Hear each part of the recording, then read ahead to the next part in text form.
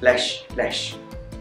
Is Albert omláin í sin, de dhéanamh cíl, acha is ad cad is brí leis an fhocléadsúla.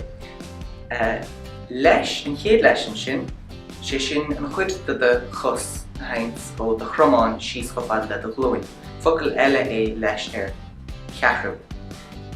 So, tá leis. An dara leis, cílíonn sé sin aige. So, tá a leis na tá a ceathrú. An tríú brí tá le leis ná nocht. So, tá a cheathrú nocht. Agus an brí deireanach an sin san abhairt seo freisin. Mar sin cílíonn tá leis.